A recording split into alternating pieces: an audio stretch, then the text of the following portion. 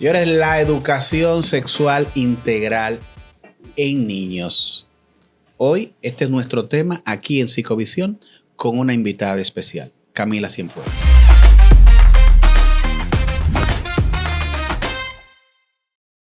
Ánimo, ánimo, ánimo.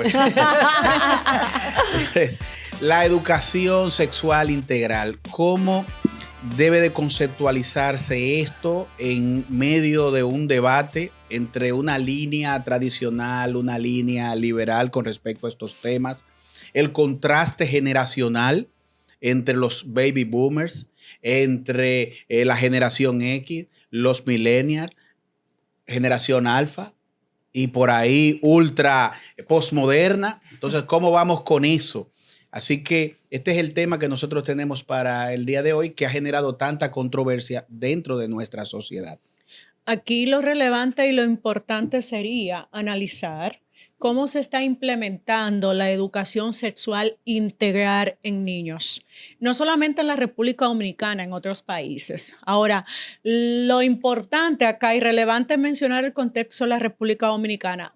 Personalmente a mí me preocupa, aunque realmente soy de una postura abierta, pero cuando pienso precisamente respetando el trasfondo científico y de los teóricos, pienso realmente, y abro la pregunta, ¿está un niño preparado de 5, de 4, de 6 años para autoconocerse o autotener una autopercepción de autoestimularse sexualmente?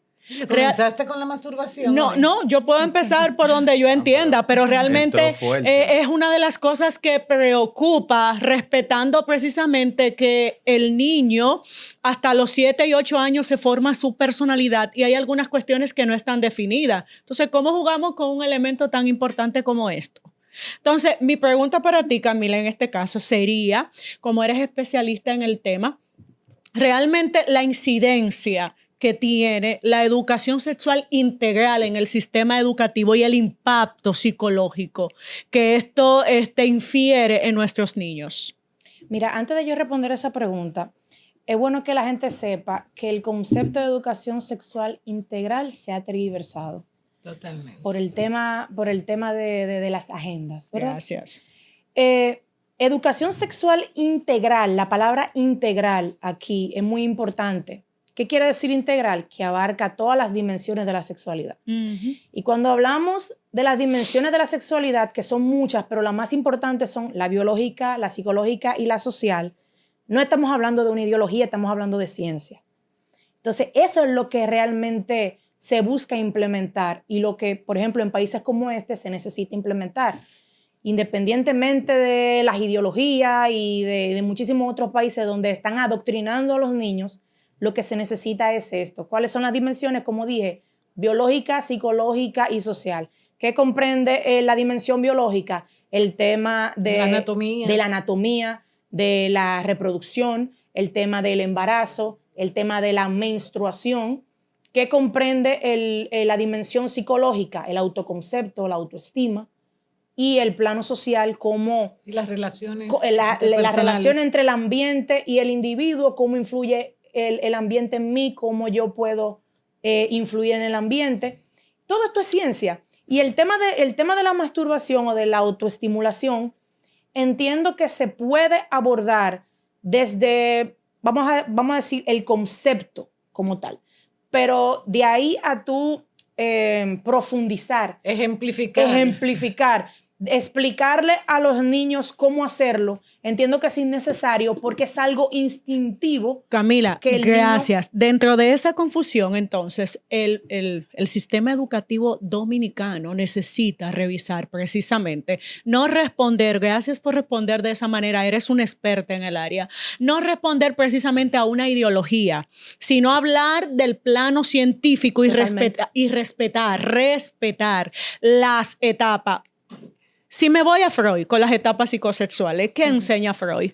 Hay una etapa natural donde el niño comienza a tener curiosidad por sus genitales, que eso es algo que es parte del desarrollo evolutivo del ser humano. Entonces, la gente quiere, ¿dónde entra el impacto psicológico acá? Y que a mí me preocupa, es que es como si quisieran acelerar a destiempo este proceso. Y tú sabes que cuando yo acelero, o sea, hago algo que no estoy lista para hacerlo, tú sabes el impacto que eso tiene. Claro. Y luego lo que hago después, entonces quiero regresar. Claro. Y tengo un cuadro psicológico. Sí, así es. El tema de la autoestimulación, como bien dije, no es algo que sea necesario profundizar, es algo totalmente instintivo, se puede abordar de manera conceptual, porque es algo que eventualmente el niño o el joven tarde o temprano hará, y es algo natural. Yo, de hecho, siempre digo que mi primera autoestimulación, yo tenía 10 años, a mí nadie me enseñó, yo no lo vi en ningún lado.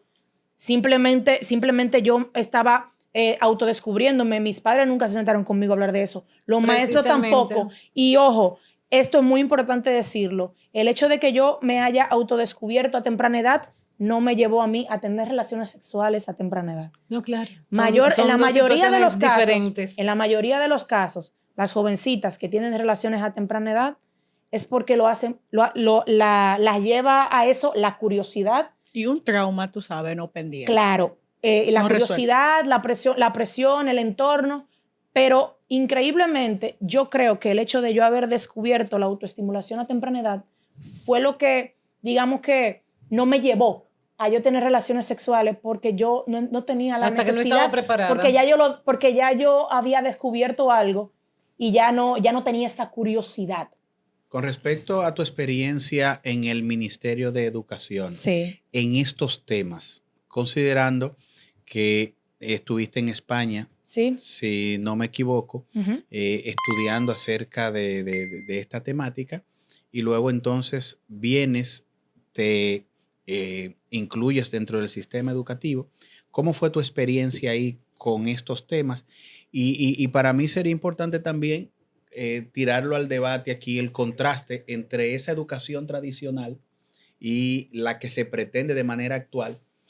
¿Qué ventajas o qué disyuntivas hay entre una y otra a nivel de inconvenientes? ¿Tú dices una comparación entre la educación de aquí y la educación de allá? No, en cuanto a los sobre tiempos. La educación. La tradicional, la forma en que lo llevábamos dentro del sistema educativo, y actualmente, incluyendo tu experiencia dentro del sistema educativo en una docencia en educación sexual en este caso. Ok, bueno, la maestría fue luego. Mi experiencia en el Ministerio de Educación fue antes, fue previamente. Yo incluso todavía no había terminado la licenciatura. Lo que yo pude presenciar cuando impartía los talleres, evidentemente, eran grupos vulnerables, con jovencitas que ya habían estado embarazadas o que estaban embarazadas, o en su defecto centros educativos donde las compañeritas tenían a una amiguita embarazada y de alguna manera se veía que estaban en riesgo también de seguir los pasos de sus compañeras. Entonces, sí había muchísima desinformación, sobre todo con el plano biológico, el plano anatómico, muchísima ignorancia en torno a esto. Las jovencitas no sabían ni siquiera cuántos orificios tenían. No sabía dónde estaba el meato. No. Para ellas, la menstruación salía por el mismo orificio de la orina, y por ese mismo orificio de la orina salía el bebé, y por ahí también entraba estaba el himen. O sea, era una ignorancia tan grande. Los niños, por ejemplo, decían que el tema del condón, para más seguridad, había que ponerse 2. Había mucha deficiencia, mucho desconocimiento en torno a este tema, y sobre todo un gran rechazo, una gran negativa de los formadores, de los maestros. Porque cuando llegamos allá a dar estos talleres, siempre me hacían comentarios los maestros de guardar las formas, de evitar ciertos temas. porque hay que promover la abstinencia. No, es que yo no puedo promover la abstinencia en un centro educativo donde las niñas están saliendo embarazadas. Precisamente eso que tú dices nos dice a nosotros la necesidad de que el país adopte una educación que sí pueda hablarle a las niñas de lo que es la sexualidad. Que se adapte a la realidad. Y de cuáles son sus riesgos. De hecho, una malla curricular se debe de hacer basada en el entorno social a donde se va a aplicar. Totalmente. Y tú sabes muy bien, porque trabajabas en educación, que nosotros tenemos años copiando, haciendo un copy-paste de programas educativos de otro país, cuya realidad dista muchísimo de la realidad que nosotros vivimos. Ahora, perdón. Agente, sí, Paul. Mira, en esa línea que tú llevas, yo diría como planteamiento y en comparación con los temas drogas, por ejemplo, donde a nosotros nos desborda la realidad del uso y el abuso de sustancias psicoactivas y la línea que llevan algunos países en la legalización, para mí que esto se parece mucho al tema de la sexualidad. Sí. Y es el hecho de que como estamos teniendo inconveniente para establecer efectivos controles, entonces una línea de acción es aperturarse a que, bueno, de manera temprana, el que quiera experimentar desde el punto de vista sexual tenga la libertad de hacerlo. Ahora, desde el punto de vista psicológico, un punto importante, desde el punto de vista psicológico, ¿cómo pudiera afectar el entrar dentro de los centros de placer en una estimulación temprana cuando todavía, en el orden sexual, ¿verdad? Cuando todavía la parte prefrontal, la parte de lo que llamamos, ¿verdad?, la toma de decisiones racionales, juiciosas, ¿cómo pudiera darse en la sociedad el hecho de que una área se estimule más temprano que el desarrollo de la otra y que nos pueda llevar quizás a un tema de control de los impulsos en el orden de la sexualidad como problema? Y entonces la razón por la que se lleva esa línea de educar no se dé efectivamente porque caigamos en unos niveles de descontrol que de alguna manera no se logre la finalidad de evitar los embarazos precoces y cosas así. Hay que abordarlo desde un punto de vista didáctico. Es simplemente eso, conceptual, no hay necesidad de profundizar en detalles, es simplemente tratando también de erradicar como ese tabú en torno a algo totalmente natural como es la masturbación y también algo totalmente natural que es las relaciones sexuales, pero explicándolo desde una perspectiva de que, ok, espérate, tú tienes esta edad, tú estás en esta etapa de desarrollo, esto es algo exclusivo de la gente adulta porque las consecuencias son estas y estas. Es simplemente eso. Yo creo que aquí eso se puede lograr, obviamente, en un nivel académico, no desde que tan chiquito. Yo sí digo que el niño ya por el mundo en el que vivimos tan avanzado, dependiendo de su nivel de desarrollo, le podríamos ir introduciendo estos temas. No, y de hecho, Camila, perdona, es que hay que comenzar con papá y con mamá, porque el tabú social lo tienen los padres. Después está la iglesia y después está la propia estructura gubernamental. O sea, nosotros ahora mismo, este país ahora mismo, familia, sociedad y gobierno tienen a los niños en riesgo porque son muchas las niñas que todos los días salen preñadas. Los menores en este país no están siendo protegidos. No hay protección ninguna. No lo protege nadie. Mira qué tan importante es la educación sexual integral abordada correctamente en niños de temprana edad, dígase 6, 7, 8 años, que ya te pueden entender, que te escuchan y te pueden hablar. Esto los ayuda mucho a identificar factores de riesgo, el autocuidado, el autoestima, muy importante. Y a valorar los factores de protección que lo tienen en la propia casa. Porque un niño que no se conoce no sabe lo que tiene que proteger, Camila, o lo que tiene que cuidar, su integridad física, las partes íntimas, que no te pueden tocar, quiénes no te pueden tocar. Eso de decir no, eso es parte de la educación. Camila, son límites. El tú desarrollar así de esa manera me activa la memoria en una experiencia que tuve como docente en el área de psicología. cuando tú hablas de que debe de sufrir una revolución a nivel didáctico, yo me refiero que no solamente a los niños, de manera general. ¿Por qué? Yo le estaba enseñando una materia de sexualidad humana en una universidad y a que no sabe qué, por yo tocar precisamente la depresión vaginal, que es una realidad y una condición en las mujeres, y tocar el tema de la masturbación. Eso me costó a mí que casi me suspendieran y me cancelaran de la universidad porque una estudiante retrógrada con una mente poco abierta y poco preparada para su área. Ya no te imaginas el escándalo. Ahora bien, voy a conectar con lo que voy a decir. Y sobre todo que tú dijiste que la sufría la enfermedad.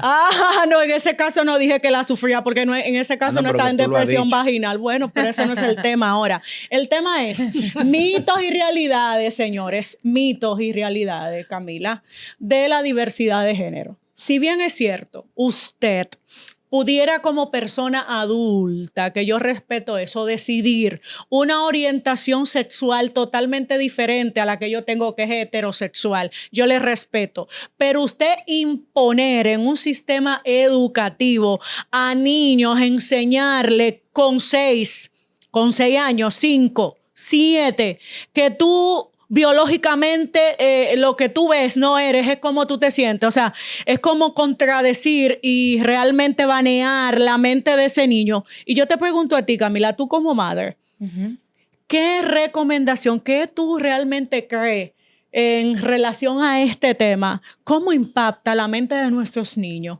Imagínate que ya tu niño tiene 1 año y que va a tener 5 o 6, que encuentre una maestra o un bendito sistema privado o público que te le aborde de una manera no con filtros, porque debemos entender, señores, un niño es niño. Indistintamente le hablemos claro, pero tenemos que tener filtro, porque el factor científico y los teóricos no se equivocan. Así es. Ahora, Camila se cruza de brazos. En el lenguaje no verbal significa que estamos de acuerdo. ¿O hay no, porque estoy analizando, estoy sobrepensando. Demasiado, porque es una caterva bajando de un cartucho de 60 tiros. Claro, te entendí. Lo primero es que igualmente el concepto de identidad totalmente tergiversado. Es un tema que tampoco se debe abordar en niños de temprana edad. Se aborda ya entre 13, 17 años, porque es un tema bastante complejo. Pero oye, el origen de abordar el tema de la diversidad. El origen fue no solamente por el ámbito, vamos a decir, de identidades. Vamos a dejar de lado el tema de las identidades, vamos a centrarnos en otro tipo de diversidades que también son muy importantes en el ámbito educativo y que promueven esto de la inclusión. Los niños con necesidades educativas especiales. Sí. Claro. Autistas. Asperger, síndrome de Elfa, Tourette. Todo esto está incluido también en el tema de la diversidad. Porque la gente solamente se limita al plano sexual, al plano de identidad. No. La diversidad también. Pero tú sabes que ahí hay macos, tú lo sabes que ahí hay macos. Claro, pero el concepto como tal engloba también a todos estos estudiantes, a las personas que tienen movilidad limitada, motora. Todos estos niños están incluidos en el plano de la diversidad. Ahora bien, el tema de la identidad se aborda desde la siguiente perspectiva. Tenemos niños que a una edad muestran, vamos a decir, rasgos vamos a decir, el niño, rasgos afeminados. Pero el hecho de que tenga rasgos afeminados no quiere decir que este niño va a ser homosexual. Claro que no. Lo mismo pasa con las niñas que quizás muestran unos rasgos un poquito más masculinos, que les gusta el basquetbol, que son un poquito más, ¿verdad? El hecho de que esta niña muestre estos rasgos no quiere decir que vaya a ser lesbiana. Estos temas se abordan de una manera ignorando totalmente el tema de que si se van a involucrar o no se van a involucrar con alguien del mismo sexo, porque es algo de adultos. Aquí lo que queremos es respetar la diversidad de cada quien, sentirnos todos incluidos, sentirnos todos que pertenecemos para evitar el tema del bullying. Claro. Eso es por eso que se habla de la diversidad, para que entre los compañeritos no se hagan bullying. Pero ¿se respeta eso en la República Dominicana, Camila? Claro que no, porque no se aborda de la manera correcta. No, y además todavía un programa integral formal que yo sepa no se ha implementado. No, todos claro han sido abortados. Y ahí volvemos, por ejemplo, a poblaciones específicas con gran carga de estigma y discriminación y podemos decir que la población trans sufre esto en demasía en nuestro país, donde hay que decir la verdad. Se violan sus derechos muchas veces, se presta para hacerles bullying constantemente y marginarlos socialmente dentro de todos los sistemas, no solamente en el ámbito educativo, también en el ámbito de la salud.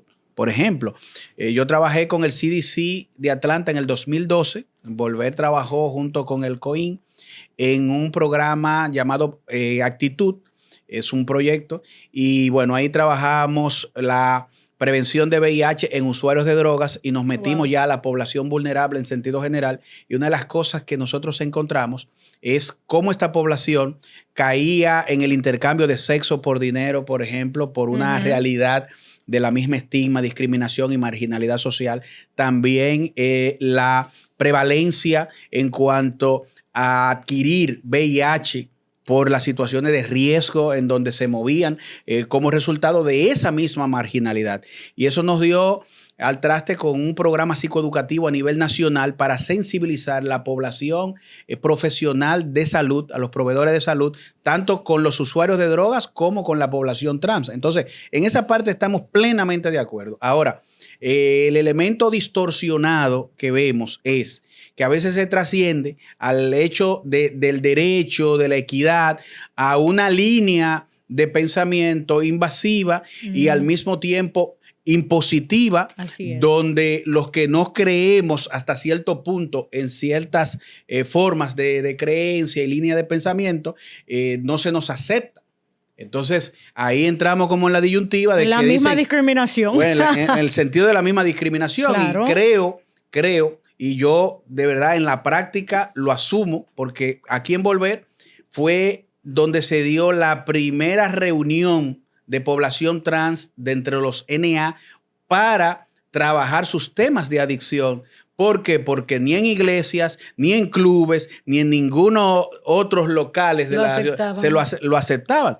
Entonces, claro, esa es una postura para mí desde el punto de vista de la realidad de lo que hemos planteado, pero al mismo tiempo, vuelvo a repetir, se ha caído en extremos que son los que han llevado a la distorsión y a, de alguna forma, una pugna que para mí no se comprende. Porque es que está claro, no estigma ni discriminación hacia esta población, sino sus derechos. Para mí no está claro, porque yo todavía no he visto el famoso programa integral que se va a abordar. La gente está hablando desde su imaginario, desde el tabú social y de lo que sugieren de las benditas agendas que se están mencionando. ¿Dónde está educación en este caso, Camila? Con el programa integral que se le va a dar a nuestros niños, a mis nietos y demás, para uno realmente hacer una evaluación con un pensamiento crítico real, porque estoy viendo los papeles. Pero yo no he visto el programa. Ebony, y mientras tanto... ¿Tú lo has visto? Yo lo llegué a ver muchísimas veces cuando trabajaba en el Departamento de Orientación y Psicología. ¿Y qué decía? ¿Cuál desde es la magia? el 2013, 2014 se viene trabajando con eso. Sí, está circulando. Y eso ha cambiado. Eso lo han modificado muchas veces. No te puedo decir cuántas veces. No te puedo decir cuántas consultorías, cuántas modificaciones, cuánto borra esto, quita esto, pon esto y eso y llévalo y lo devuelven para atrás de nuevo. El Código Penal se parece al Código Penal. Una cosa increíble. Esto tiene que ser peor. ¿Tú sabes por qué? Porque esto genera más dinero. Las consultorías para hacer ese abordaje y ese tipo de trabajo son millonarios. Y mientras tanto, Ebony, eso que tú decías ahorita. Mientras tanto, las niñas siguen preñadas. Mientras tanto, aquí en la República Dominicana, yo en el 2011, cuando para graduarme de psicóloga clínica, hice mi tesis en abuso sexual en niñas. Mientras tanto, el abuso sexual sigue en aumento en la República Dominicana. Esencialmente por el desconocimiento, no solamente del Ministerio de Educación, de muchos padres que no asumen la educación sexual integral, porque usted no le puede delegar eso solamente a la escuela. Usted tiene que enseñarle a su hija y a su hijo la responsabilidad de que si usted decide, obvio, estamos hablando de los 13 y los 14, después que ya usted, y de los 17 y 18. De una población que tiene conocimiento. Acuérdate que hay una deuda social muy grande a nivel de la población dominicana. Claro. Hay gente que no sabe cómo enseñar a sus hijos. Claro, sí, por eso la labor, y es una recomendación, sería bueno que saliera desde acá, claro, que es un tema que se viene bollando y que realmente la República Dominicana necesita tomar conciencia en relación a la educación sexual. Señor, usted quiere ver niñas de 3 y de 2 años, vaya a los hospitales públicos, usted vea la realidad. Para que usted vea cuántas carajitas que tú le ves la carita tierna con un barrigón que tú dices, ¿qué está pasando en nuestro país? La realidad es que nadie da lo que no tiene. Los padres también tienen sus deficiencias. La mayoría de estos padres a Chepa llegaron a 8º de básica, ¿entiendes? Tienen lo que fueron. Entonces, aquí sí hay una muy gran deficiencia en el sector docente. Lo primero que se nos dice a nosotros cuando nos formaron para los talleres, deja tus creencias en la puerta. Deja tus creencias, tus valores en la puerta, porque cuando tú cruces por esa puerta, aquí lo que tú vas a aprender es ciencia. Independientemente de lo que tú creas, tú tienes que impartir esto. Claro. Porque esto es lo que funciona, esto es lo correcto, esto es lo ideal. Entonces, tenemos una cantidad increíble de docentes que son los que se supone deberían educar correctamente a los niños, que lo que hacen es bombardearlos con sus propias creencias, con sus propios valores. Con su currículum oculto. Exactamente. El personal. Y muchas de esas creencias son falsas. Y muchas de esas creencias lo único que hacen es reforzar prejuicios, reforzar estigmas, reforzar tabúes. Entonces, lamentablemente, no podemos en una realidad, en un contexto donde hay una necesidad, seguir reforzando un tabú, porque mi hermano o mi hermana, las carajitas están teniendo relaciones. No, están preñadas ya. Están preñadas, están teniendo relaciones. Entonces, hay que adaptar la educación a la realidad. Así es. Bueno, ciertamente este tema es bastante interesante, sí, y trascendente en el orden de su consecuencia social. Lo cierto es que